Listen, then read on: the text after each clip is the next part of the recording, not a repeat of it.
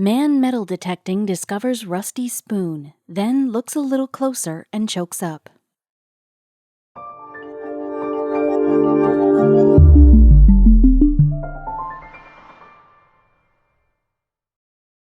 But before we start, please make sure to subscribe to m&rtv and hit the bell so you never miss any upload from us. Also, leave a like right now. One stranger's trash is another's treasure. Is it a cliché? Sure. But sometimes it turns out to be true. Over in Scotland, a man with a metal detector heard a loud series of beeps, and after getting his hands dirty, he found the source: pieces of English history. But later on, the hunter wondered if it was worth all the trouble.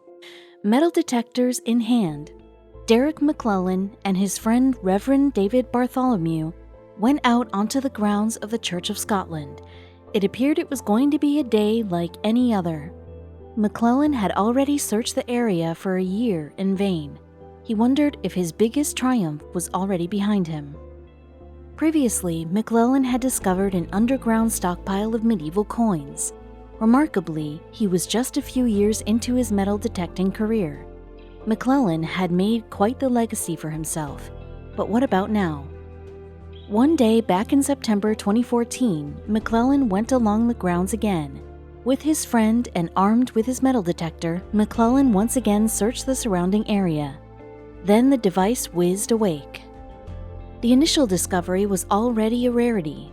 Buried under 2 feet of dirt, McClellan had picked up something that his device never managed to locate before.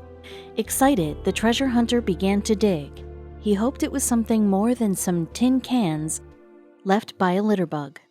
Clearly, the find was much older. The hunters uncovered a silver arm ring first. Then there was a gold ingot, beads, and decorated cup with possible Byzantine origins. Finally, the rusted spoon was taken out. It seemed like the least valuable item of the bunch, at first. Based on the age of the objects and their proximity to the church, it appeared that the cache was the product of a Viking raid. The marauders frequently targeted religious sites for their precious metals and gemstones. These treasures must have been hidden away or left behind. Following a bit of cleanup, McClellan and Bartholomew contacted the authorities. This wasn't a purely altruistic move either. All of the artifacts were housed in the National Museums of Scotland, which promised a very lucrative payday to the finders. Reporters dubbed the find the Galloway Hoard. Close to 100 items were discovered. Not bad for a painstakingly long search of the grounds. Once the relics were given over to experts, they were carefully studied and cataloged. That was when experts discovered that the spoon was something else entirely. Using a specialized instrument, the rusted spoon was revealed to be a religious artifact. More specifically, it was a 10th century Anglo-Saxon silver cross. It glimmered in its natural beauty, and historians eagerly analyzed the symbols etched across its surface. The cross was to be worn, likely by a high-powered individual. Seen along its surfaces were the gospel authors of the New Testament, symbolized by earthly figures. There was a man for Matthew, a lion for Mark, a cow for Luke, and an eagle for John. Thrilling as the discovery was, it also came with some questions. Namely, who was going to be paid for the find and how much? Originally, the plan was, should McClellan have discovered anything, a $3 million prize would be split up. That meant McClellan would take a share, and so would the Church of Scotland. An unwritten rule among the metal detector community has been that if any valuables are found, the cash reward is shared with the landowners. Yet an actual law of Scotland states something completely different, that these treasures are finders' keepers. The money issue of the Galloway Hoard got more complicated from there. Reverend Bartholomew shifted his loyalties as the Church of Scotland realized his friend was going to take the reward for himself, as he legally could. Granted, McClellan's intentions were pure. McClellan and his girlfriend Sharon went forward and created an organization that helped veterans, called Beyond the Beep. Its purpose was to aid in the mental health of the veterans who had recently returned from tours of duty. While it was a noble cause, this charity did not keep McClellan free from controversy. The landowners where McClellan had discovered the hoard, on the other hand, planned to use their share for the local parish. The two parties reached an agreement about splitting the profits, until it disappeared. McClellan soon disappeared from negotiations and seemingly from the face of the earth. The issue escalated to the point where the Church of Scotland directly reached out to Bartholomew. McClellan's friend did his best in the meantime. Emails were sent and phone calls were made, but Bartholomew couldn't reach him. He soon learned his treasure-hunting companion might have had another goal in mind. Not long after McClellan had struck luck with his find, he and his partner Shannon were involved in a terrible car accident. Bartholomew believed the costs of recovery might have played into McClellan going back on his word. Bartholomew tried to visit McClellan with no luck. All communications by McClellan had been halted. Left with no other choice, the Church of Scotland resorted to the next stage in attaining their share of the reward. The matter became a legal one in 2019, with the Church of Scotland hoping to seek a financial payday with the help of a court ruling. If McClellan found out he was being sued, however, he was keeping hush on it. The friendship between Rev. Bartholomew and McClellan appeared to have fallen apart, if not ended altogether. Perhaps a repair is in the future for them. Then again, the odds might be against that happy ending, depending on the judge's ruling. As for the Galloway Hoard, the National Museum of Scotland made plans to settle discoveries in a special exhibit. The silver lining of the find was that experts could uncover a new chapter in British history, though it didn't necessarily end well for the men who discovered it. In fact, McClellan could now be facing serious legal ramifications. He'd better hope he doesn't meet the same fate as George Powell and Leighton Davies. In 2015, these professional treasure hunters drove an hour and a half north of their home in South Wales to a small hamlet named Eye, which was a few miles outside of the bustling center of Leominster. With metal detectors in hand, they began their hopeful search for something exciting.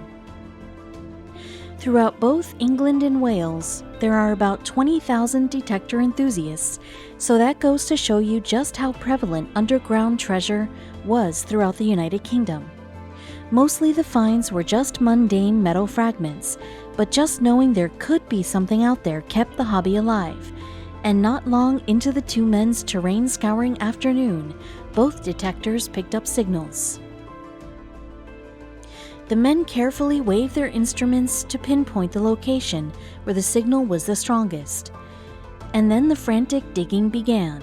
Powell and Davies both knew their excitement could end with disappointment, but once they reached a depth of 3 feet, they stared in awe. There, hidden in the earth, was an unbelievable collection of various golden objects. Powell and Davies looked at each other in disbelief. This was the largest collection they had ever found, and they'd been dedicated detectorists for years. But although the find was shocking, knowing a bit of history about the land didn't make it all that impossible. During the second half of the 18th century, droves of Vikings launched massive attacks into Anglo-Saxon Britain from their homeland of Scandinavia. They would typically ransack monastery vaults, which contained intricately crafted silver, gold artifacts, and coins. It certainly looked like the two men stumbled across a Viking treasure hoard, but despite the excitement coursing through their veins, discoveries that large came with a catch. Due to the popularity of metal detecting, Britain passed a history-preserving law called the Treasure Act of 1996.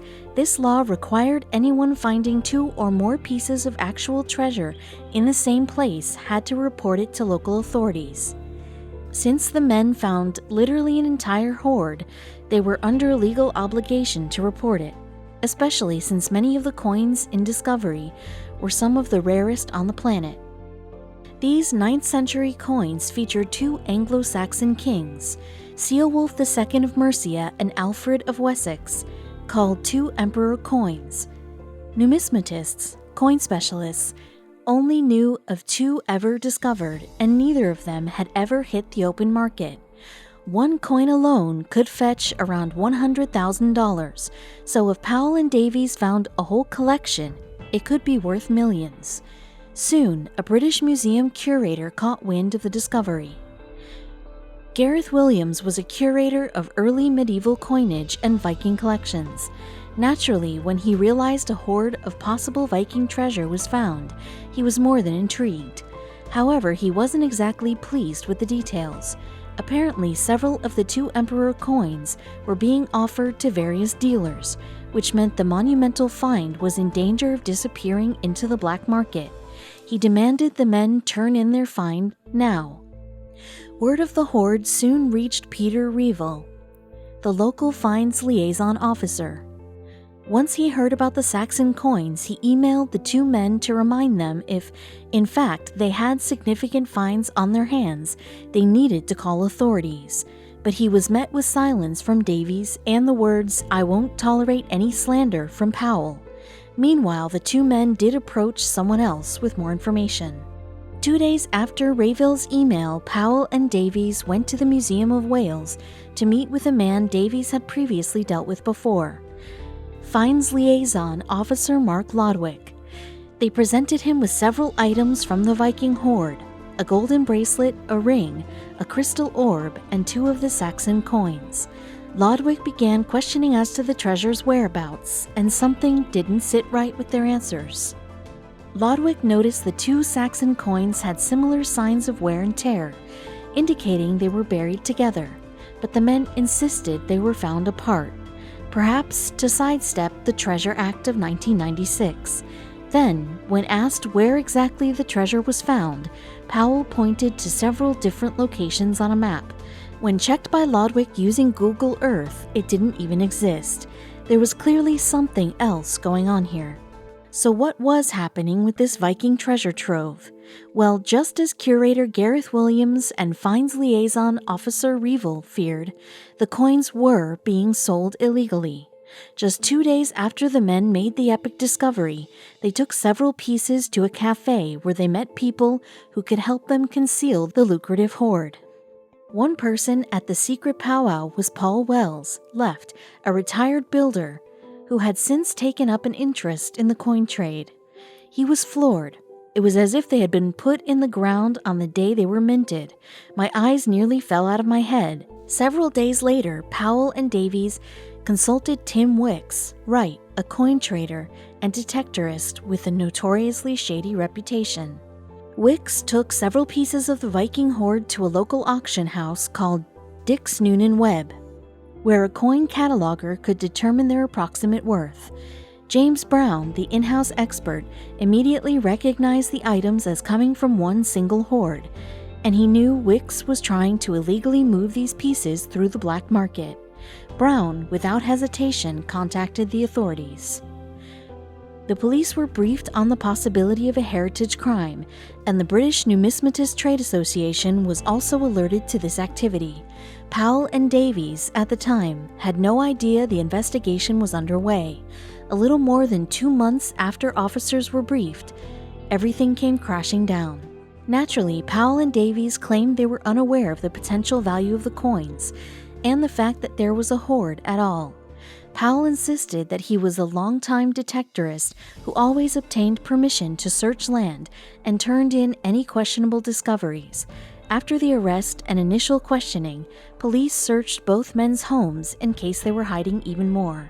Based on the phony story Powell and Davies wrote, officers expected to find something they could use as evidence in their homes.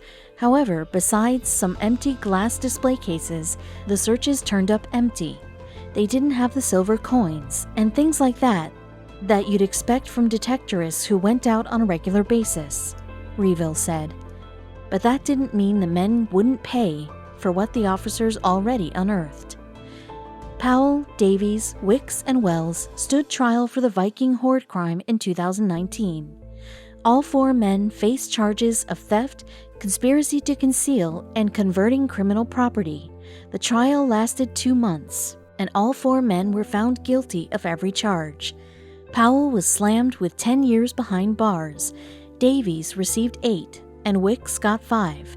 Wells, however, managed to get a 12-month probation. Greed, that was what drove the men to do what they did. The shame of it all was if they simply obtained the correct permits and were honest about their find, they would have still received a huge payday. But the truth is that even following laws about buried treasure can lead to serious trouble. In 2009, Terry Herbert of West Midlands, Britain, had a lot of time on his hands. The only silver lining of being unemployed, he discovered, was being able to dedicate every day to his one true love, treasure hunting. Most of his days were spent grazing through the plush fields of the West Midlands, waiting to hear the rare high-pitched beep of his metal detector. His searches usually ended in silence until one summer day when everything changed. 14 years before that fateful day, Terry was at a yard sale when he came across a used metal detector. It was £2.50, and it became his tool of choice over the next decade. It also led him to his fortune. And so, on that day in 2009, Terry and his metal detector searched through grass and dirt for something interesting. This time, he took his hunt to his friend Fred Johnson's farm.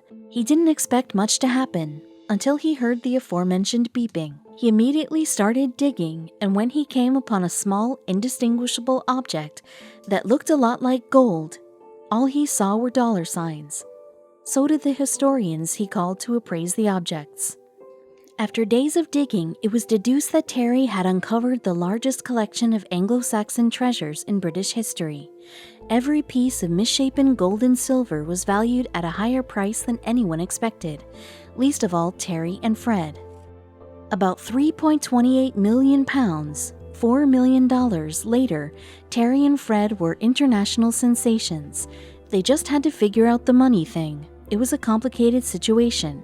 Sure, Terry found the loot, but it was all buried on Fred's land, so the two came to an agreement. They decided to split the money 50-50, but as the years passed, both men had time to think about their little agreement, and the more pages they turned on their calendars, the more dissatisfied both men became. In his new bungalow, Terry had a realization. Why did he have to share the money? He was not that happy with his lot, really, he said. He remembered a prophetic warning he had received long before he even found the treasure.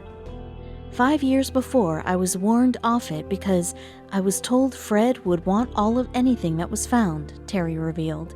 This stuck with him in the years following the discovery, and a decade later he had a message for Fred.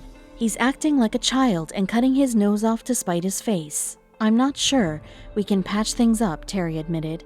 He likened the treasure to a curse. Despite it making him rich, he thinks it destroyed his friendship with Fred. A good feud has anger on both sides, and Fred more than supplied his share. I wish I'd never met the man, Fred said of Terry and his metal detector. It has caused me nothing but bother, all of this. Like Terry, Fred blames greed for ruining their friendship. Sometimes I just wish one of the poor veterinary students had found it instead, because it would have set them up for life rather than me, Fred lamented. It's true. In a twist move, Fred claimed that the money meant very little to him. What he valued was hard work and loyalty, two things Terry, according to Fred, had pushed aside as soon as he heard his metal detector beep. But when Terry heard this accusation, he was quick to deny it. Sometimes I wish I'd never found that hoard, he admitted, citing the problems caused by the money. You always hear of people regretting their riches, but you never think it's true. For the ex-friends, however, the rift the money caused is all too real, not to mention permanent. The strangest part, 3 years after Terry's lightning in a bottle discovery, archaeologists captured lightning in a bottle once again. In an ironic turn of events, archaeologists in 2012 found even more artifacts buried underneath Fred's property, which meant more money going Terry and Fred's way. The world waited to see if the duo would use this chance to rekindle their friendship. But all the money in the world couldn't bring them back together, and Fred's plowed fields only stirred up painful memories. Some people would write to me asking permission to search, but I'd chuck the letters in the fire, Fred said. Even 10 years after the discovery, the duo hasn't buried the hatchet. At an event that marked the 10-year anniversary, Fred showed up without Terry. Terry was never a friend, so I haven't lost any friends, he claimed. For Fred, the most exciting part of the whole experience wasn't the money or the feud with Terry. It was the discovery itself. The money was a plus, but seeing the treasure coming out of the ground was a wonderful experience, he said. Terry and Fred's findings will change the way we think about Saxon Britain forever. Among the treasure found were golden crosses, sword hilt fittings, and numerous jewels. Some consider it a tragedy that such priceless artifacts were buried for so long. But for others, the real tragedy is Terry and Fred's ruined friendship. Yes, the history-making treasure sheds light on Britain's past, but at what cost? Some believe that everyone would be better off had the treasure never been found. But the allure of riches will always be too strong. At least that's how the eccentric Forrest Fenn, an 87-year-old in Santa Fe, New Mexico, saw it. He, along with his wife Peggy, dealt artworks and antiques out of a high-end gallery, and he tore his community apart with promises of gold. He receives 90 emails per day, none of which inquire about the exotic items in his personal collection, like a mummified falcon from King Tut's tomb or Sitting Bull's peace pipe, to name a few. They don't ask about the paintings he sold either. Instead, they ask about hidden treasure. See, a few decades ago, in 1988, Forrest faced mortality in a serious way. Diagnosed with terminal kidney cancer, he wanted to leave his mark on the world in a meaningful way. So he plotted a crazy scheme: bring treasure into the mountains and die beside it. Amazingly, Forrest beat cancer, so he shelved his treasure idea, at least for a few decades. On his 80th birthday, however, in the thick of an intense American recession, Forrest revisited the idea. Lots of people were losing their jobs, Forrest recalled. Despair was written all over the headlines, and I just wanted to give some people hope. Treasure could be that hope. Who doesn't secretly wish to find treasure and strike it rich? So the 80-year-old man loaded a 10-inch by 10-inch Romanesque box into the back of his sedan and stuffed an estimated $2 to $5 million worth of jewels, trinkets, and gold coins into a backpack. Then he started to drive.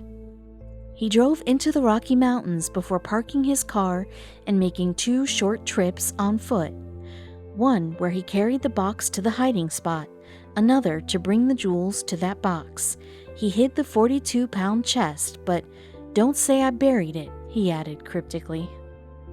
Curious treasure hunters now send him emails pleading for more information as to where the treasure might be. Sometimes Forrest gives little hints, but most of the time he lets the major clue he left behind do the talking. Forrest published the memoir titled The Thrill of the Chase, a book once found only in a single New Mexico bookstore. On page 132 of the memoir, he included a cryptic 24-line poem that points toward the treasure's final hiding spot. It goes like this: "As I have gone alone in there, and with my treasures bold, I can keep my secret where, and hint of riches new and old. Begin it where warm waters halt, and take it in the canyon down, not far, but too far to walk, put in below the home of Brown. From there it's no place for the meek, the end is ever drawing nigh. There'll be no paddle up your creek, just heavy loads and water high. If you've been wise and found the blaze, look quickly down your quest to cease. But tarry scant with marvel gaze, just take the chest and go in peace. So why is it that I must go and leave my trove for all to seek? The answers I already know. I've done it tired and now I'm weak. So hear me all and listen good. Your effort will be worth the cold. If you are brave and in the wood, I give you title to the gold." Naturally, people were stumped by the poem, which Forrest insisted contained 9 distinct clues as to the treasure's location. Dedicated communities pulled their resources playing at Indiana Jones in the hopes they find the treasure. As of July 2018, the treasure remained unfound, but the search wasn't a zero-sum game for all adventurers and amateur travel hunters. For instance, Dal Neitzel of Washington, below, managed a TV station by day, but by night, Dal made 70 trips into the Rockies over the years, searching for the treasure, and led a blog titled The Thrill of the Chase. Sound familiar? An online forum for people discussing the hunt. He, like many others, was thrilled by the adventure. Another treasure hunter claimed clues from the poem guided her to the Christ of the Mines shrine in Silverton, Colorado. She didn't find treasure there, but she found the eternal love of Christ, a spiritual treasure. Meanwhile, the memoir that once sold for peanuts started selling for over $1,000 on Amazon. With such demand, Forrest started doing book signings too. People wanted to comb through the book for insights into Forrest's thinking. Anything for the treasure. Overall, Forrest estimated over 350,000 people were searching through the Rocky Mountains for his treasure. Unfortunately, not all of them lived to tell tales of spiritual reawakenings and fun adventures. 6 people have died in pursuit of the Forrest Fenn treasure, including Randy Bellew. Below, authorities found his car, his raft, and his dog at the Rio Grande south of Santa Fe, but he never turned up. Eventually, the man's death was blamed on Forrest. New Mexico State Police Chief Pete Caceres, below, pressured Forrest to end the treasure hunt, but Forrest never relented, reminding people the treasure was in a spot an 80-year-old man could get to in a sedan. In fact, Forrest reminded hunters he ultimately hid the treasure to inspire family-friendly adventure. Kids spend too much time in the game room or playing with their little handheld texting machines, he said. The treasure, the hope, was for them too. The search is supposed to be fun, he said. To appease authorities, he also noted that the treasure is not underwater, nor is it near the Rio Grande River. It is not necessary to move large rocks or climb up or down a steep precipice. Still, people are suspicious. Forrest detractors claim the hunt was nothing more than publicity for his memoir. The treasure, they say, never existed. The bookstore, however, claimed he never took a penny from sales. As to the treasure's existence, a friend of Forrest's, New York Times best-selling author Doug Preston, who actually saw the treasure at Forrest's house, put it best. Knowing Forrest for as long as I have, I can absolutely say with 100% confidence that he would never pull off a hoax. Indeed, by all accounts, Forrest's definitely the type of guy who would bury $2 million in jewels. Sure, I'm eccentric, he once said. I pride myself on being eccentric. I don't want to go down the center line like a lot of people do.